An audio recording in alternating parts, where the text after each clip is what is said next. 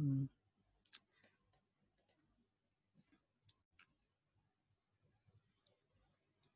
Alhamdulillahirrabbilalamin. Wassalatu wassalamu ala asyrafil anbiya wal mursalin Sayyidina Muhammadin wa ala alihi wa sahbihi ajma'in.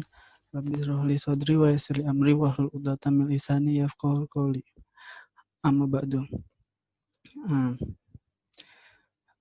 Alhamdulillah kita dapat berkumpul pada kegiatan rutin kita setiap akhir bulan. Jadi di sini kita akan memulai pengajian rutin IKA FK Unlam diawali dengan bacaan Ummul Quran. Al-Fatihah.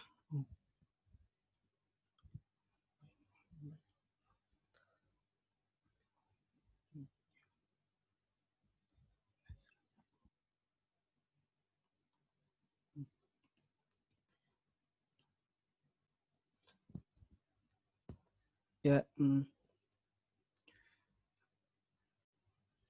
pertama-tama izinkan saya memperkenalkan diri. Nama saya Muhammad Farid Syabani dari Pendidikan Dokter angkatan 2017. Di sini saya akan jadi moderator pada pengajian hari ini. Nah, sudah hadir juga Ustadz yang akan jadi pemateri hari ini, Ustadz Taufik. Gimana kabarnya Ustadz? Alhamdulillah, baik. Apa kabar kawan-kawan? Ya, baik juga Ustadz. Baik, Ustadz. Alhamdulillah. Alhamdulillah.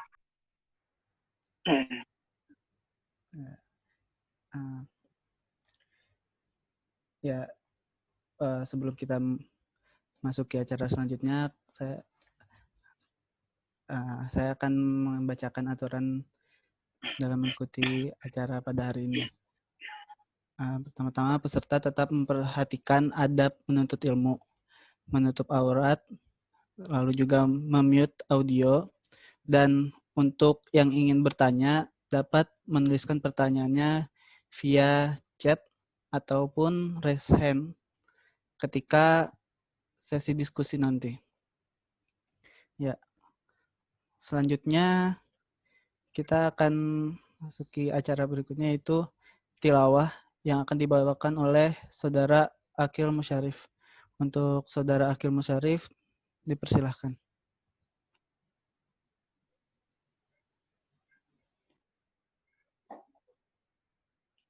Assalamualaikum warahmatullahi wabarakatuh. Waalaikumsalam warahmatullahi wabarakatuh.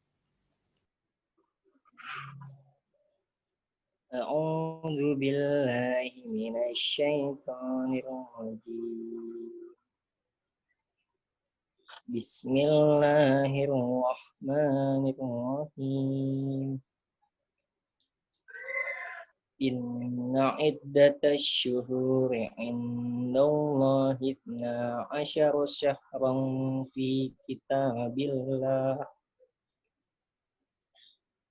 kitabillahi yauma khalaqas samawati wal arda minha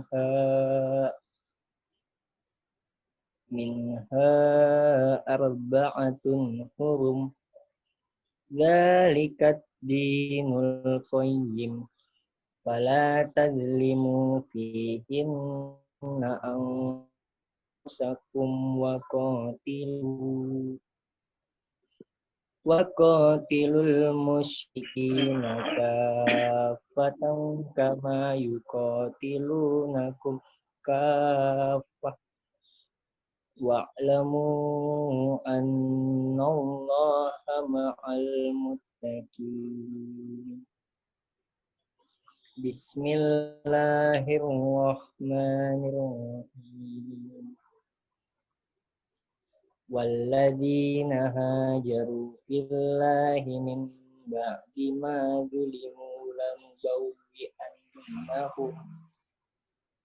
lanubawwi'annahum fid dunya hasanah wala ajrul akhirati akbar law kanu ya'lamun.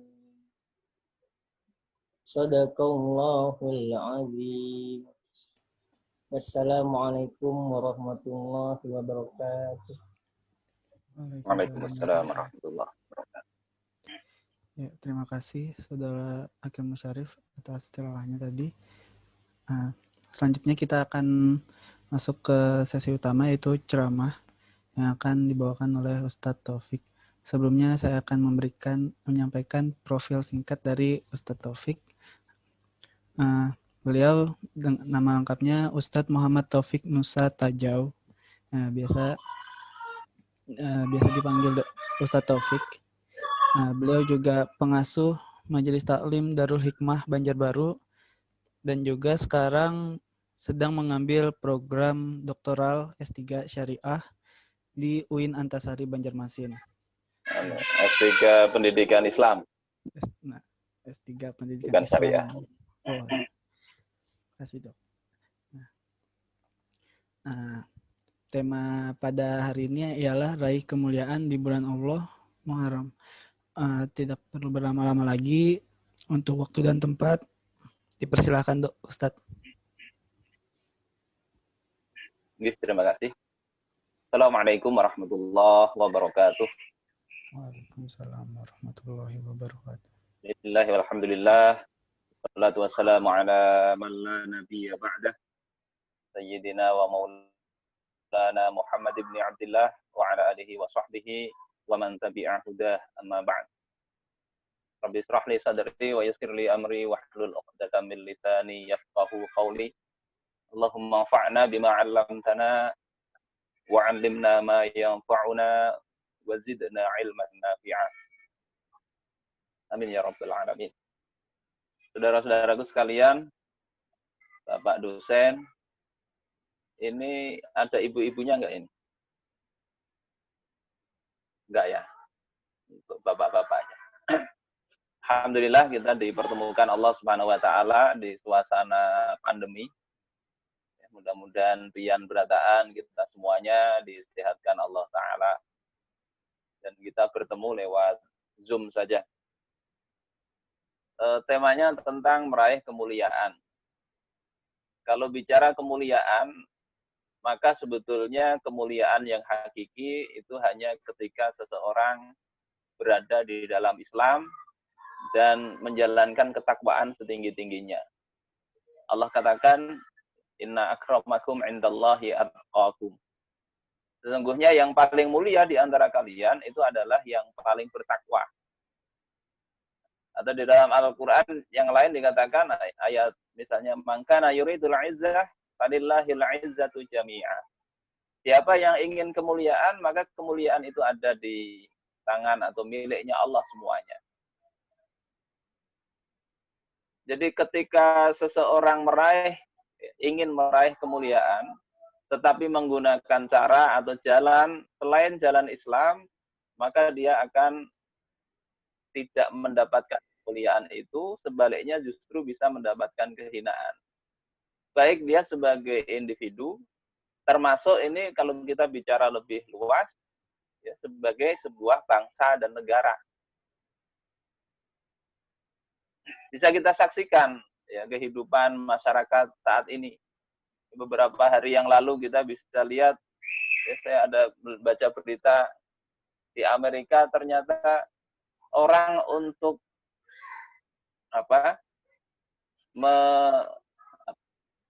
mencurahkan naluri seksualnya itu banyak membeli robot seks. Jadi, bahkan sepertiganya itu adalah orang-orang yang sudah menikah. Jadi kita bisa bayangkan kehidupan di sana, termasuk di negeri-negeri yang lain, itu mereka tertipu dengan teknologi. Apakah ini kehidupan yang mulia? Tidak. Walaupun mungkin peradaban materi mereka itu sangat tinggi. Teknologinya tinggi. Sehingga bisa menciptakan robot seperti itu. Tapi kemuliaan tidak didapat. Kemudian juga angka overdosis. Saya baca di statistik dunia itu nomor 1 overdosis itu adalah Amerika. Dari 10 besar itu masing-masing adalah negara-negara kebanyakan di Eropa sana. Jadi ini krisis manusia dari sisi kemanusiaannya yang semakin menghilang. Oleh sebab itu, Islam itu turun untuk memberikan rahmat bagi seluruh manusia. Wa ma arsalnaka illa rahmatan lil alamin. Tidaklah aku utus engkau wahai Muhammad. Kalau di dalam tafsir Al-Baydawi dikatakan, yakni dengan membawa hukum syariat, ini sebagai rahmat bagi seluruh alam. Umar bin Khattab suatu ketika pernah, di dalam riwayat Imam Al-Hakim, beliau itu mengatakan ketika mau masuk Palestina, dengan kondisi yang bahasa kita mungkin agak kurang pantas. Karena apa? Dari perjalanan jauh. Kemudian dari luar Palestina itu melewati tempat yang agak becek, sehingga sendal beliau dilepas, disangkutkan di bahu, sambil nuntun unta, giliran Abu Ubaidah yang naik unta. Abu Ubaidah mengatakan bahwasanya kita ini sedang disambut. Beliau kepala negara. Apa kata Umar? Inna kunna azalla qaumin. Sesungguhnya kami atau kita ini dulu adalah umat yang hina. Fa'azzanallahu bil Islam. Kemudian Allah itu telah memuliakan kita dengan Islam. Famahma natlubul izzah bi ghairi ma a'azzanallahu bih. Maka bagaimanapun kita ini akan mencari kemuliaan dengan menggunakan selain apa yang telah Allah muliakan kita. Mencari kemuliaan dengan jalan selain Islam, azallanallahu. Maka Allah juga justru akan menghinakan kita. Ini perkataan Khalifah Umar, riwayat Imam Al-Hakim. Mau bagaimanapun mencari jalan untuk mulia, tapi menyingkirkan konsep yang telah Allah turunkan, itu justru akan menunjukkan, akan menjadikan kehinaan. Fakta telah menunjukkan demikian. Saudara-saudaraku sekalian, rahimakumullah. Terus apa kaitannya dengan hijrah Nabi? Hijrah itu kalau kita lihat di dalam kitab Misbahul Munir, secara bahasa maknanya adalah mufaraqatu baladin ila ghairih, yakni meninggalkan satu negeri menuju ke negeri yang lain. Itu hijrah. Kalau sekarang banyak artis hijrah, banyak pemain sinetron dan sebagainya, atau mungkin orang-orang yang agak awalnya berbuat seenaknya hijrah. Itu nanti makna yang kedua. Makna yang pertama hijrah itu adalah meninggalkan suatu tempat menuju yang lain. Kemudian secara istilah di dalam Mufradat Gharibil Quran, Imam Ar-Raghib Al-Asfahani mengatakan bahwasanya hijrah itu adalah al-khuruju min daril kufar ila daril iman. Keluar dari darul kufar, negeri yang tidak diterapkan Islam, ila daril iman, kepada negeri yang di situ diterapkan aturan-aturan Allah Subhanahu wa taala. Kaman hajara mim Makkah ilal Madinah, sebagaimana orang yang hijrah dari Mekah ke Madinah pada masa Rasulullah sallallahu alaihi wasallam. Jadi kita bisa lihat itu terjadinya sekitar bulan Rabiul Awal. Jadi hijrahnya Nabi berangkatnya itu Rabiul Awal. Kalau kita lihat dalam Sunan At-Tirmidzi, Nabi itu di Mekah dilecehkan, dihina, diberikan siksaan beliau dengan para sahabatnya, propaganda negatif, bahkan sampai diboikot. Tapi beliau tidak pergi kemana-mana. Pernah ada satu rombongan yang diperintahkan Nabi ke Habsyah untuk hijrah ke sana. Tetapi Nabi tidak ikut. Kenapa demikian? Karena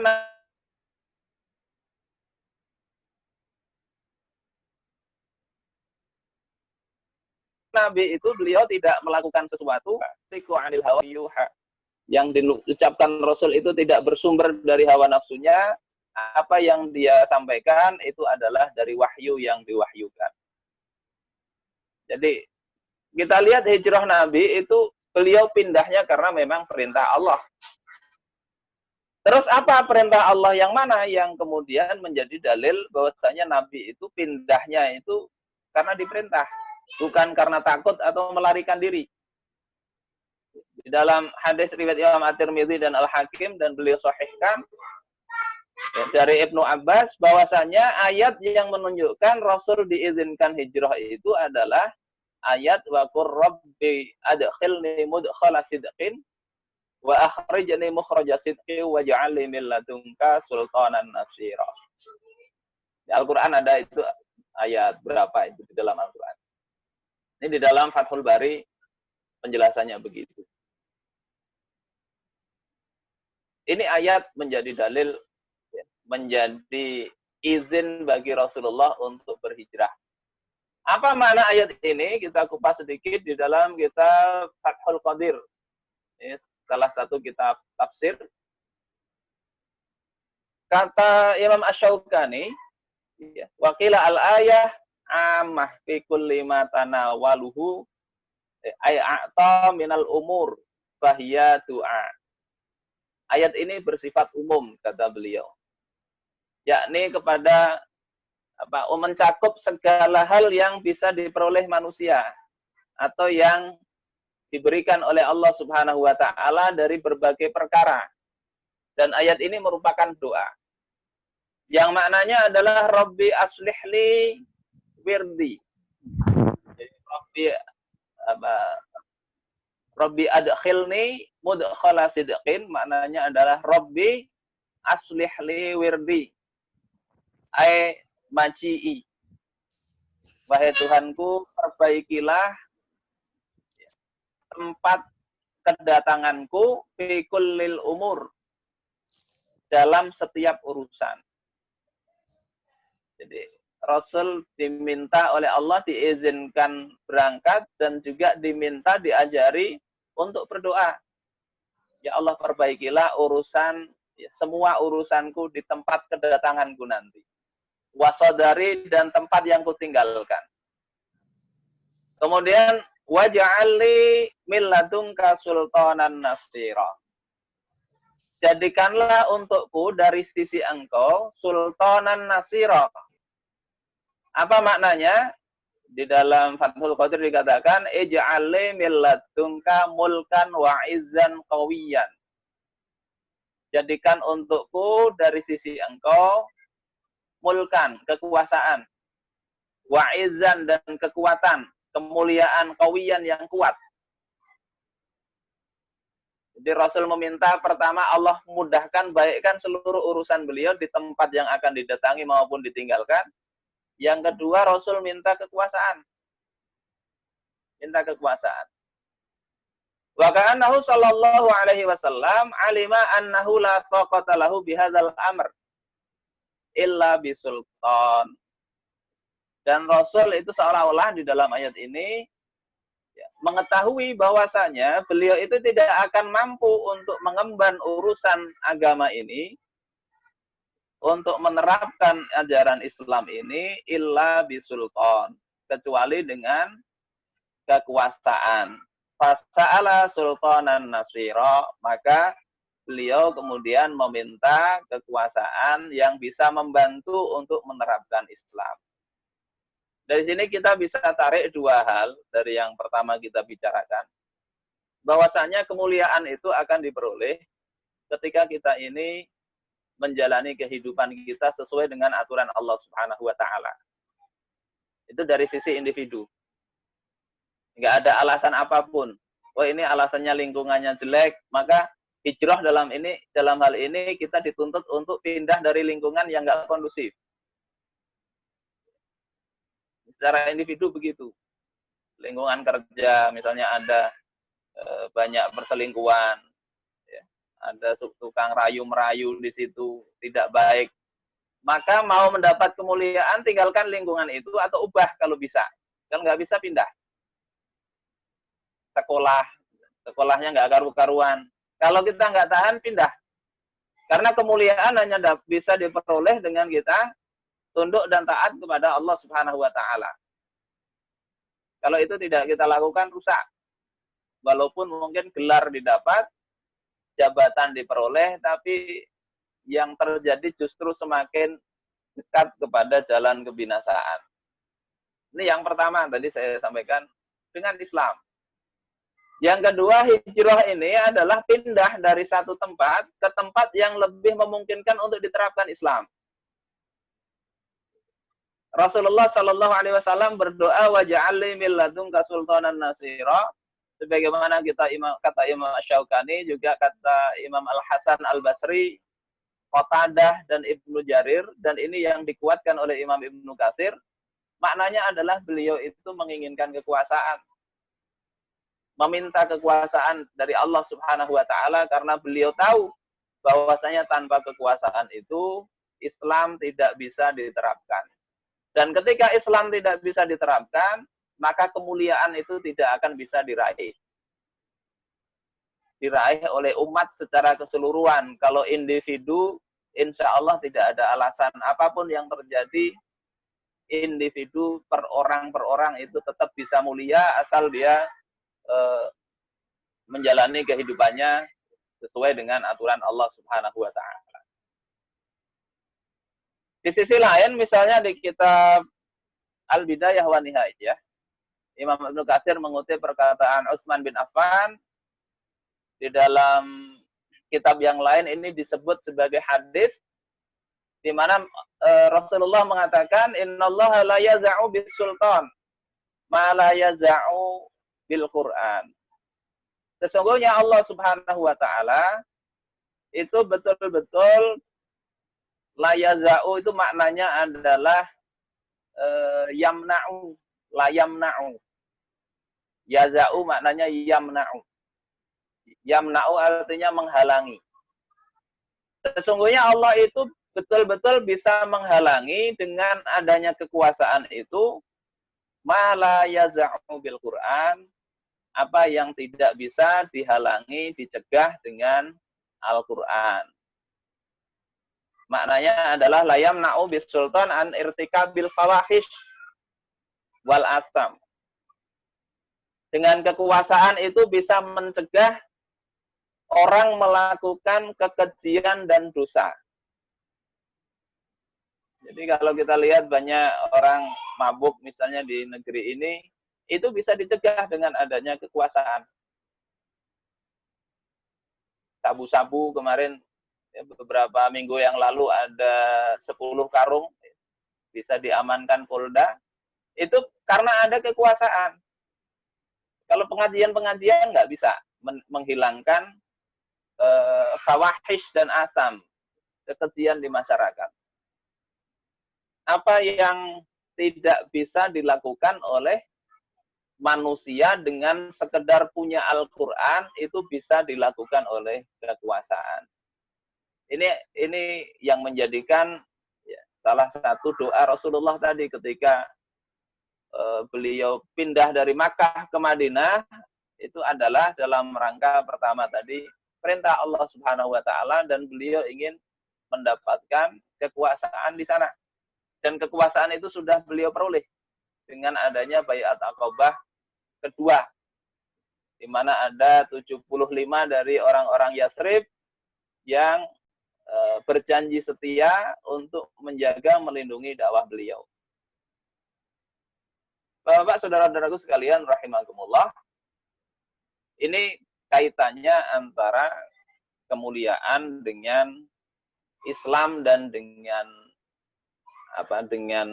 hijrah Nabi Shallallahu Alaihi Wasallam. Nah, setelah hijrah Nabi, maka kekuatan semata-mata itu tidak menjamin adanya pertolongan Allah Subhanahu wa taala. Betul bahwasanya orang itu banyak masuk Islam ketika memang mereka melihat Islam itu diterapkan, berhasil dengan baik di masyarakat. Setelah Fathu Makkah itu berbondong-bondong kabilah masuk Islam. Jadi Sultanan Nasiro itu betul-betul mengejawantah di dalam sistem yang ditegakkan Rasulullah di Madinah. Islam betul-betul diterapkan baik dalam aspek individu maupun sosial kemasyarakatan. Tetapi tidak boleh lupa bahwasanya kemuliaan itu tidak hanya ada pada hal yang sifatnya fisik semata. Jadi begitu rupa kekuatan yang besar, itu di dalam Al-Quran, pasca Futuh Makkah, Makkah ditaklukkan, kaum muslimin waktu itu membawa 10.000 pasukan. Untuk ukuran zaman itu ukuran yang besar. Kemudian dari orang-orang musyrik Makkah melihat itu, mereka akhirnya masuk Islam.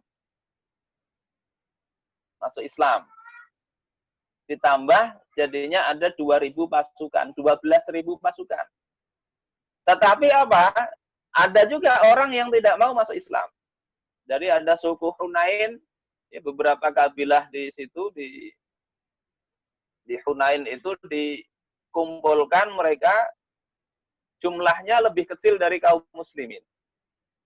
Tetapi apa, ketika Rasulullah dengan pasukannya itu ya, mau menyerang Hunain, kemudian Allah tunjukkan, Allah ingin memberi pelajaran.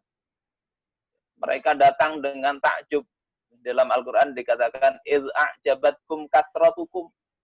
Ketika itu kalian menjadi takjub, menjadi kagum dengan banyaknya jumlah kalian, merasa tidak akan terkalahkan.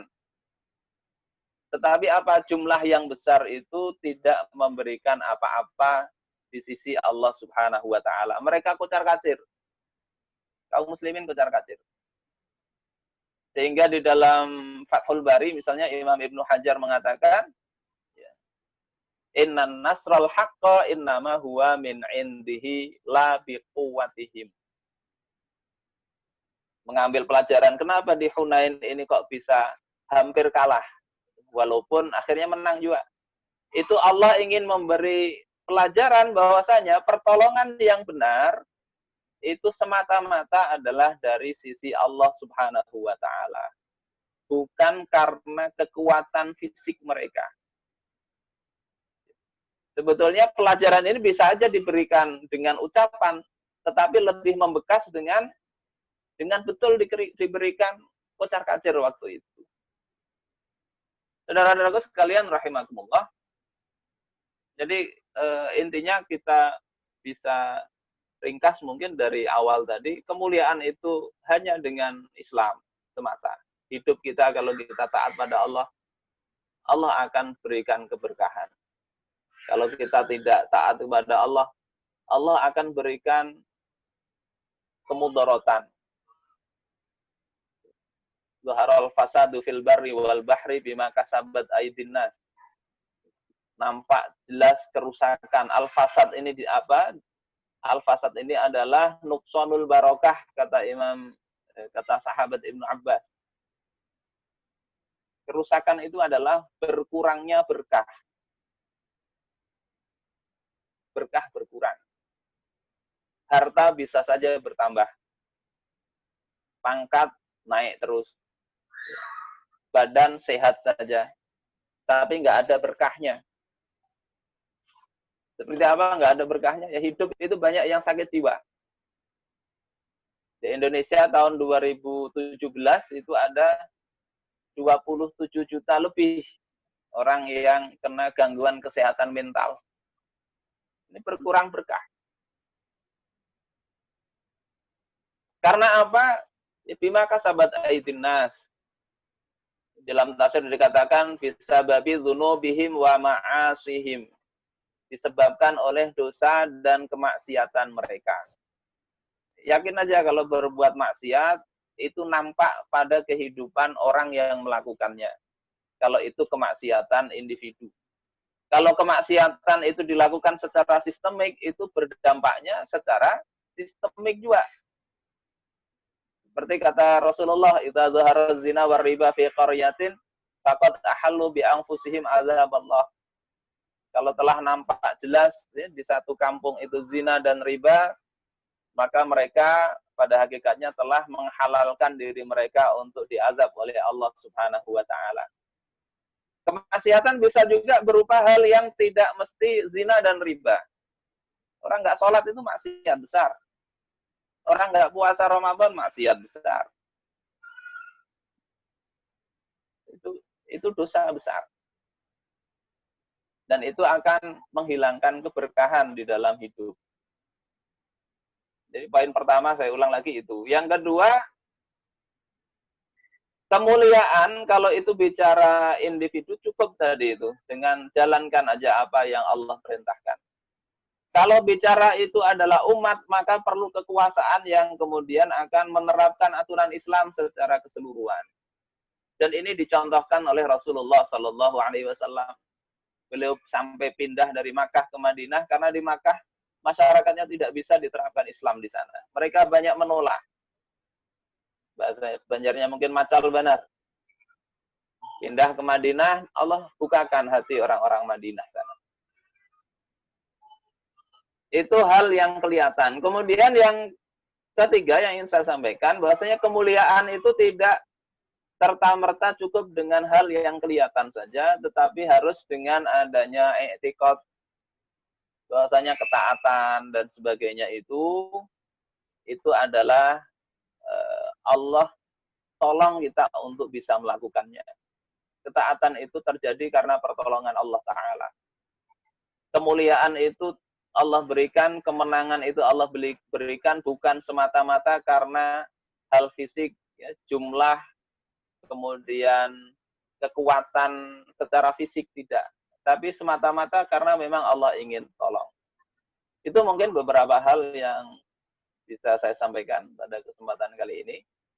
Untuk membuka diskusi kita pada kesempatan kali ini, saya kembalikan kepada saudara moderator. Terima kasih. Terima kasih Ustadz penyampaiannya. Kita lanjutkan acara berikutnya, itu diskusi atau tanya jawab untuk para peserta yang ingin bertanya dapat menanyakan via chat atau raise hand langsung.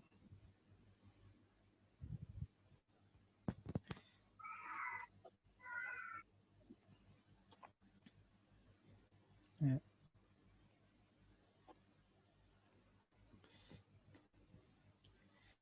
Ya, mungkin dari saya ada yang bertanya, Ustaz. Silakan. Jadi kan tadi kita apabila tahu di suatu tempat itu emang tidak baik untuk kita, toksik gitu, kita harus pindah atau hijrah. Namun di satu kondisi juga kita tidak dapat untuk pindah, Ustadz. Jadi kayak si malakama gitu, Ustadz. Maju kena, mundur kena. Nah itu contohnya apa? Contohnya? Gimana contoh ya? Konkretnya? Waduh.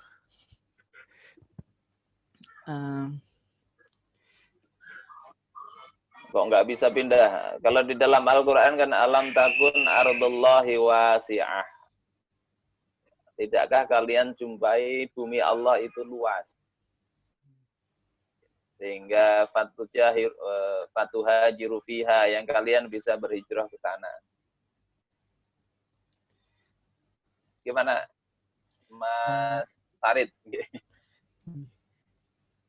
Misalkan kayak dari diri kita tuh nggak cocok gitu dengan keadaan, tapi di sisi lain dari keluarga gitu tetap menginginkan kita tuh di situ, jadi kayak nggak bisa kita nih pindah karena ya kita harus ikut kata keluarga gitu, Ustaz. Nah, gitu enggak. Jadi hijrah ini pertama memang bisa pindah tadi, pindah lokasi. Yang kedua itu bisa pindah dari sisi kondisi. Ini makna hijrah yang dalam hadis Rasulullah, wal muhajiru ma hajara ma nahallahu an. Orang yang berhijrah itu adalah orang yang meninggalkan apa yang Allah larang. Itu hijrah juga, walaupun fisiknya di situ-situ juga. Jadi kada kemana-mana, tapi dulu ada perbuatan apa yang tidak benar, maka itu ditinggalkan. Pacaran misalnya, ya, di tempat kerja, kemudian merasa sadar, oh pacaran ini banyak hal yang tidak benar, misalnya berdua-duaan. Berdua-duaan ini nggak boleh dalam Islam, lain jenis. Rasul katakan, la yakhluwanna rajulun bimra'atin illa wa ma'aha zi mahramin. Riwayat Imam Muslim. Janganlah sekali-kali kalian seorang lelaki berduaan dengan wanita kecuali wanita itu bersama mahramnya.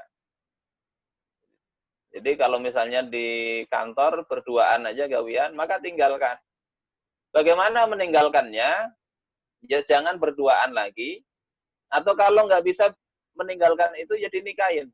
Ya, kalau nikah kan selesai. Nikah. Pacaran, solusinya apa? Pertama ampeh, yang kedua nikah. Kata Rasulullah, tidaklah aku melihat ya, ada kebaikan bagi dua orang yang saling mencintai seperti kebaikannya menikah. Jadi kalau orang sudah senang sama senang, maka itu akan menjadi baik kalau dilanjutkan ke pernikahan. Kalau tidak, itu ujungnya pasti akan sengsara. Susah. Itu meninggalkan hal yang tidak baik. Dengan cara, kalau itu pacaran berarti ya berhenti, putus, atau segera menikah. Kalau itu berupa memang nggak bisa diperbaiki, ya maka harus lingkungannya yang diupayakan untuk berubah. Misalnya apa? Di lingkungan yang korup, kita sebagai bawahan, kita tahu. Maka kita bisa aja membongkar korupsi itu, atau kita pindah. Atau kita minimal, paling minim itu kita tidak boleh terpengaruh. Nggak boleh terpengaruh. Sehingga nanti suatu ketika kita dipaksa untuk terlibat dalam korupsi atau menjadi saksi dan sebagainya. Kalau kita sampai pada kondisi seperti itu, mau nggak mau kita harusnya pindah juga. Allah katakan di dalam surah An-Nisa misalnya, Innal ladzina tawaffahumul malaikah zalimi anfusihim. Sesungguhnya orang-orang yang diwafatkan oleh malaikat dalam kondisi menzalimi diri mereka sendiri. Qalu fima kuntum. Para malaikat bertanya, dalam kondisi apa kalian ini mati? Qalu kunna mustad'afina fil ard. Mereka katakan, kami ini orang-orang tertindas di muka bumi. Enggak merdeka. Tidak bisa bersikap sendiri. Qalu, maka malaikat bertanya, alam takun ardullahi wasi'ah fatuhajiru fiha. Tidakkah bumi Allah itu luas sehingga kalian bisa berhijrah di dalam bumi itu? Faulaika ma'wahum jahannam wa sa'at masira. Mereka itulah ya orang yang tempat kembalinya adalah jahanam, dan itu seburuk-buruk tempat kembali. Jadi bisa sampai terjadi kondisi begini. Kalau di dalam riwayat At-Tabari ini kaitannya dengan orang-orang nggak mau hijrah dari Makkah ke Madinah bersama Nabi, mereka menyembunyikan keislamannya, kemudian pada saat perang Badar, mereka diajak perang untuk melawan kaum muslimin. Nggak bisa mengelak. Akhirnya keluarlah mereka perang bersama orang-orang kafir Quraisy menghadapi saudara ya, yang dia sebetulnya beriman juga. Maka di sini mereka dalam keadaan menzalimi dan Allah akan siksa mereka kelak di akhirat. Mereka mati terbunuh oleh kaum muslimin pada perang Badar. Pelajarannya apa di dalam hal ini? Ketertekanan dalam agama. Jadi asal hijrah ini adalah dalam rangka menjaga agama. Agama kita. Kita bisa nggak hidup di lingkungan situ tanpa terpengaruh. Kalau kita bisa tanpa terpengaruh, nggak apa-apa di situ. Kalau kita bisa mempengaruhi, memperbaiki, bagusnya kita di situ, nggak usah pindah. Ini kalau biasanya mahasiswa itu ada tempat kos-kosan biasanya. Ini perlu diperhatikan betul bagi Bapak Ibu dosen. Diperhatikan mahasiswa banyak rusak itu karena kadang kos-kosan. Saya dulu tahun 94 ya, kuliah itu. 1994. Sekarang sudah tua, usia kalau Hijriah 46 tahun saya ini. Ada kawan kita ini dari kampung biasa aja, baik aja. Tapi begitu kos-kosannya nggak karu-karuan, dia milih di situ, akhirnya bisa mulai mengenal minuman keras. Minuman keras dia, minum, ya, mabuk. Ada yang baik-baik aja, akhirnya bisa main perempuan, akhirnya menghamili anak orang. Gara-gara apa? Jauh dari orang tua, dia milih di lingkungan pergaulan yang begitu. Maka ketika kita ada di lingkungan yang begitu, yang kita nggak bisa menjaga diri kita, atau mungkin kita jangan terlalu merasa harap, kata bapak aku, kata bapak anakku harap aja, imannya kuat aja. Ya iman bisa kuat, tapi yang lain belum tentu kuat. Diganggu perempuan bisa nggak kuat. Nah, kalau dalam kondisi itu, konsep hijrah itu bisa dilakukan dengan cara apa? Dengan pindah. Pindah kos. Pindah kos-kosan. Kos-kosan sama aja yang lain. Itu udah pindah ke masjid. Kami dulu, alhamdulillah, ya, awalnya kos begitu, dapat teman kos yang pacaran. Kita nggak pacaran. Akhirnya pacarnya ini melihat kita jomblo, akhirnya membawa perempuan juga. Yang masih jomblo juga, mau dicocok-cocokkan. Alhamdulillah sampai akhir nggak ada kita pergaulan yang nggak beres itu, nggak ada. Kemudian kita aktif di masjid, di lingkungan masjid, aktivitas kegiatan dakwah. Ada satu kamar dengan teman saya itu dari jamaah tabligh yang biasa keliling-keliling itu. Jadi alhamdulillah terjaga.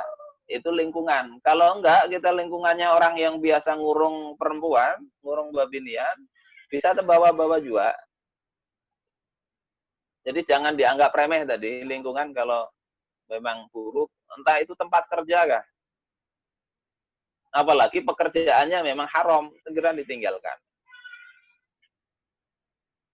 Baik gitu Mas Farid. Silakan yang lain. Terima kasih Ustadz. Ini ada pertanyaan di kolom chat. Saya bacakan Ustadz ya.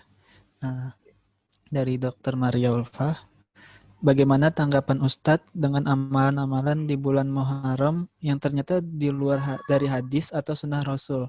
Misal menulis bismillah atau zikir-zikir awal dan akhir tahun. Dan juga apakah tahun baru Islam itu patut dirayakan atau tidak perlu? Itu Ustadz. Gitu. Amalan-amalan dari sisi itu doa awal dan akhir tahun, sebagai doa kalau saya memahami itu tidak mengapa. Sebagaimana kita bisa berdoa kapan saja. Hanya saja perlu ditegaskan di situ bahwasanya doa itu bukan riwayat dari Rasulullah Sallallahu Alaihi Wasallam. Tapi bukan berarti itu tidak boleh diamalkan. Saya lihat isi doanya nggak mengapa, bagus saja. Jangan sampai itu diiktikotkan, oh ini dari Rasul, terus khasiatnya begini, tidak. Ya, khasiat doa itu kan sebatas apa yang tertuang di dalam doa itu, dan kalau itu diijabah oleh Allah Ta'ala. Jadi kita misalnya mau berdoa, ya Allah panjangkan usiaku di tahun ini, nggak apa-apa, untuk ketaatan kepada Engkau. Seperti itu. Sementara amalan-amalan yang lain, misalnya bubur Asyura dan sebagainya, itu kita lihat kalau sebatas sedekah tidak mengapa. Sedekah. Asal memang tadi dibersihkan dari keyakinan-keyakinan, tambahan-tambahan persepsi yang tidak benar. Misalnya harus 40 jenis ya, mengikuti Nabi Nuh yang selamat dari banjir, itu kan bulan Asyura. Persediaan makanan kadada, akhirnya semua jenis makanan dibikin bubur, nah itu ada 40 jenis katanya. Kemudian kita bikin begitu, ya, kurang cuma 39, akhirnya kayu jabuk diikutkan juga jadi bubur. Ya, maka nggak boleh begitu. Ya kalau mau sedekah lah, bikin bubur sedekah. Dan kita lihat pada masa Nabi, bulan Muharram ini ya sebagaimana bulan yang lain, tapi ini memang bulan yang Allah muliakan. Yang tadi dibacakan di dalam Al-Quran, termasuk bulan Syahrul Hurum, bulan-bulan haram. Yang tentu berbeda dengan bulan yang lain. Ada keutamaannya, berpuasa lebih baik di situ. Jadi 4 bulan haram. Jadi seperti itu. Adapun apa tadi yang ditanyakan lagi selain itu? Yang apakah tahun baru Islam itu patut dirayakan atau tidak perlu, Ustaz? Sebagai momen boleh lah. Tapi dari sisi perintah dari Rasul untuk merayakan memang nggak ada. Momen mengingatkan bahwasannya usia kita ini secara hitungan kalender Hijriah itu sudah bertambah. Walaupun tiap tahun memang bertambah juga. Seharusnya setiap hari, setiap saat kita muhasabah. Tetapi tadi ini kenapa dibikin begitu? Karena memang penting juga diingat. Karena bulan Muharram ini bulan tahun, ya, kalau hitungan tahun ini kan bulan pertama. Kalau hitungan bulan Masehi itu Januari. Jadi Januarinya kalender Komariah itu Muharram. Apakah itu hijrahnya Nabi? Tidak. Nabi itu hijrahnya sebetulnya pada bulan Rabiul Awal. Bulan Rabiul Awal. Tapi ngitungnya memang pada ngitung penanggalan tahunnya itu kan mulainya Muharram. Dan itu baru terjadi pada masa Umar bin Khattab ketika terjadi penulisan surat menyurat ini agak kacau. Mengikuti tahunnya ini, tahun berapa, Muharram ke berapa. Karena sebelumnya itu orang-orang Arab tidak mengenal tahun pertama, kedua, ketiga, enggak. Tahun itu diberi nama dengan tahun kejadian apa yang paling menonjol dalam tahun itu, itulah sebutan tahunnya. Misalnya tahun pada masa Nabi itu disebut tahun gajah, Nabi lahir. Karena apa? Pada tahun itu Abrahah mau menghancurkan Ka'bah. Nanti ada tahun Dukacita, Amul Huzn, ya, pada saat wafatnya istri dan paman Rasulullah Shallallahu Alaihi Wasallam, Amul Huzn. Kemudian ada Amul Bi'sah, ya, tahun di mana Rasulullah itu diangkat sebagai nabi. Nanti ya, pada masa Umar itu ada Am Ramadah, tahun paceklik. Pada saat tahun itu 9 bulan tidak ada turun hujan sehingga terjadi paceklik. Orang banyak kelaparan. Itu Am Ramadah. Nah, kalau seperti itu kan agak repot. Ini tahun kapan ini? Mana yang lebih dulu antara Amul Huzn dengan Amul Bi'sah dengan Am Ramadah dengan Amul Fil tadi? Mana yang lebih dulu? Akan sulit. Maka kemudian berundinglah para sahabat ini. Kapan kita ngitung supaya menunjukkan tahun itu kita lebih mudah. Ini yang lebih dulu, ini yang belakangan.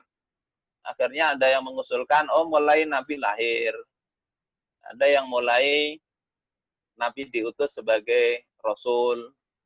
Nah, kemudian Umar itu yang kemudian bal nu'arrih li muhajarati Rasulillah sallallahu alaihi wasallam.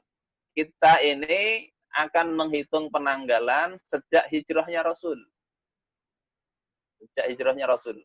Kenapa alasan Umar? Karena hijrah itulah yang memisahkan antara hak yang hak dengan yang batil. Yang awalnya sebelum hijrah itu umat Islam terhina, dan setelah hijrah itu umat Islam mulia. Kenapa mulia? Karena setelah hijrah seluruh aturan Islam bisa diterapkan. Jadi kalau kita mau mengenang hijrah, tahun baru Islam, hendaknya kita jadikan ini sekedar momen untuk mengingat bahwasanya inilah tonggak adanya masyarakat Islam. Sebelum hijrah itu nggak bisa dihitung karena nggak diterapkan Islam secara keseluruhan. Nggak ada sistem yang mengatur masyarakat, ya, yang membedakan masyarakat yang diatur dengan Islam dengan yang tidak. Jadi hijrah itu mengingatkan kita ke situ. Allahu a'lam. Ya, silakan yang lain.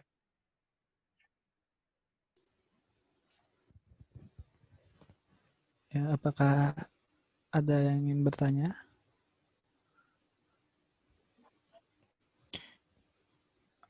Kalau nggak ada, mungkin saya ingin bertanya lagi, Ustaz. Tadi kan tahun baru Islam boleh tuh untuk momen. Nah, untuk mengingat kita udah bertambahnya usia. Lalu apa